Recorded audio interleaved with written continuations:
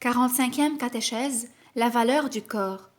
Au centre de nos réflexions au cours des rencontres précédentes, il y a depuis longtemps désormais l'énoncé suivant du Christ dans le discours sur la montagne. Vous avez entendu qu'il a été dit « Tu ne commettras pas d'adultère ».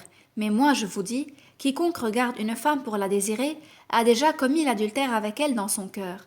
Matthieu 5, 27, 28. Ces paroles ont une signification essentielle pour toute la théologie du corps contenue dans l'enseignement du Christ. C'est pour cela que nous attribuons justement une grande importance à leur compréhension et à leur interprétation correcte. Dans notre précédente réflexion, nous avons déjà constaté que la doctrine manichéenne, dans ses expressions primitives et postérieures, était en opposition avec ces paroles. En effet, il n'est pas possible d'interpréter la phrase du discours sur la montagne, qui est ici analysée, comme une condamnation ou comme une accusation du corps. Au plus, pourrait-on entrevoir une condamnation du cœur humain. Cependant, nos réflexions faites jusqu'ici montrent que si les paroles de Matthieu 5, 27, 28 contiennent une accusation, c'est l'homme de la concupiscence qui est surtout l'objet de cette accusation. Par ces paroles, le cœur n'est pas tellement accusé, mais plutôt soumis à un jugement, ou mieux appelé à un examen critique ou autocritique pour voir s'il succombe ou non à la concupiscence de la chair.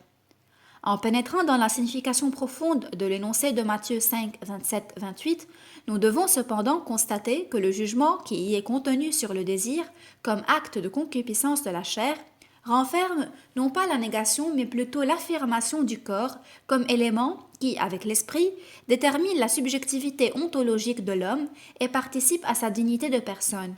Ainsi donc, le jugement sur la concupiscence de la chair a une signification essentiellement différente de celle que peut supposer l'ontologie manichéenne du corps et qui en découle nécessairement. Dans sa masculinité et dans sa féminité, le corps est, depuis l'origine, appelé à devenir la manifestation de l'esprit. Il le devient aussi par l'union conjugale de l'homme et de la femme quand ils s'unissent de manière à former une seule chair. Ailleurs, Matthieu 19, 5, 6, le Christ défend les droits inviolables de cette unité par laquelle le corps, dans sa masculinité et dans sa féminité, prend la valeur de signe sacramentel. En outre, en mettant en garde contre la concupiscence de la chair, il exprime la même vérité au sujet de la dimension ontologique du corps et il en confirme la signification éthique qui est cohérente avec l'ensemble de son enseignement. Cette signification éthique n'a rien de commun avec la condamnation manichéenne. Au contraire, elle est profondément pénétrée par le mystère de la rédemption du corps dont parlera saint Paul dans l'Épître aux Romains 8, 23. La rédemption du corps ne montre cependant pas le mal ontologique comme attribut constitutif du corps humain. Il montre seulement le péché de l'homme par lequel celui-ci a, entre autres, perdu le sens limpide de la signification sponsale du corps où s'exprime la domination intérieure et la liberté de l'esprit. Comme on l'a déjà noté précédemment, il s'agit ici d'une perte partielle, potentielle, où le sens de la signification sponsale du corps se confond, d'une certaine manière, avec la concupiscence et permet d'être assimilé par elle. L'interprétation adéquate des paroles du Christ, selon Matthieu 5, 27, 28, de même que la praxis où se réalisera par la suite l'éthos authentique du discours sur la montagne, doivent être absolument libérées des éléments manichéens dans la pensée et dans le comportement. Un comportement manichéen devrait conduire à un anéantissement, sinon réel, du moins intentionnel du corps, à une négation de la valeur du sexe humain, de la masculinité et de la féminité de la personne humaine, ou au moins à leur tolérance dans les limites du besoin délimité par le besoin de la procréation.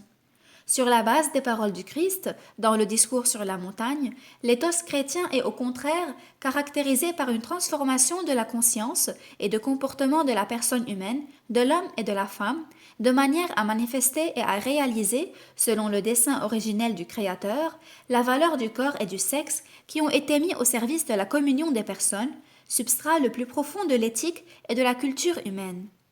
Alors que, pour la mentalité manichéenne, le corps et la sexualité constituent, pour ainsi dire, une antivaleur. Pour le christianisme, au contraire, ils demeurent toujours une valeur insuffisamment appréciée, comme je l'expliquerai mieux ailleurs. Le second comportement montre quelle doit être la forme de l'éthos dans lequel le mystère de la rédemption du corps s'enracine, pour ainsi dire, dans le sol historique du péché de l'homme. Cela se trouve exprimé par la formule théologique qui définit l'état de l'homme historique comme statut. Il faut interpréter les paroles du Christ dans le discours sur la montagne, Matthieu 5, 27-28, à la lumière de cette vérité complexe sur l'homme. Si elles contiennent une certaine accusation contre le cœur humain, elles contiennent encore plus un appel qui lui est adressé. L'accusation du mal moral que le désir né de la concupiscence charnelle, intempérante, cache en lui est, en même temps, un appel à vaincre ce mal. Si la victoire sur le mal doit consister à se séparer de lui, d'où les paroles sévères dans le contexte de Matthieu 5, 27-28, il s'agit cependant seulement de se séparer du mal de l'acte, dans le cas précis, de l'acte intérieur de la concupiscence, et non pas de transférer la négativité de cet acte à son objet.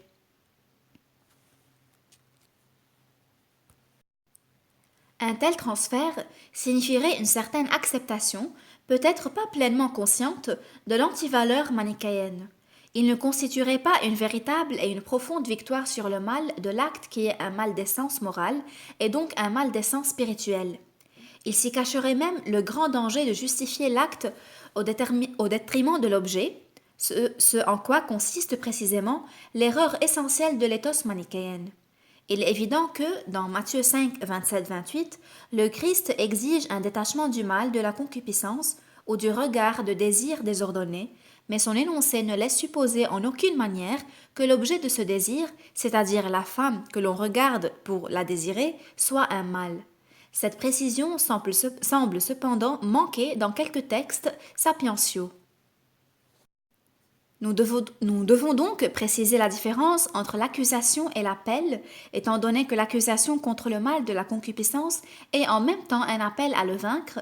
Cette victoire doit par conséquent être liée à un effort pour découvrir la valeur authentique de l'objet, pour que l'antivaleur manichéenne ne s'enracine pas dans l'homme, dans sa conscience et dans sa volonté.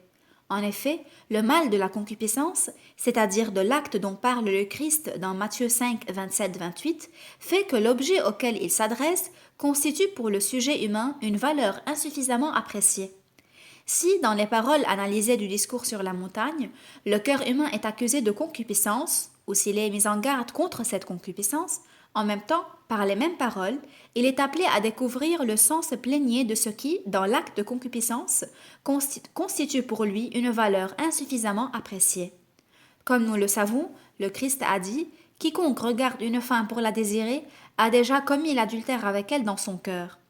L'adultère commis dans le cœur peut et doit être compris comme une dévalorisation ou comme un appauvrissement d'une valeur authentique, comme une privation intentionnelle de sa dignité à laquelle, dans la personne en question, correspond la valeur intégrale de sa féminité.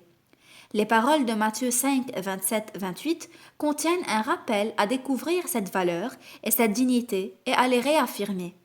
Il semble qu'en comprenant de cette manière les paroles de Matthieu, on respecte leur portée sémantique. Pour conclure ces brèves considérations, il faut encore une fois constater que la manière manichéenne de comprendre et d'évaluer le corps et la sexualité de l'homme est essentiellement étrangère à l'Évangile et non conforme à la signification exacte des paroles que le Christ a prononcées dans le discours sur la montagne. Le rappel à dominer la concupiscence de la chair naît précisément de l'affirmation de la dignité personnelle du corps et du sexe, et il sert uniquement cette dignité. Celui qui voudrait utiliser ces paroles dans une perspective manichéenne commettrait une erreur essentielle.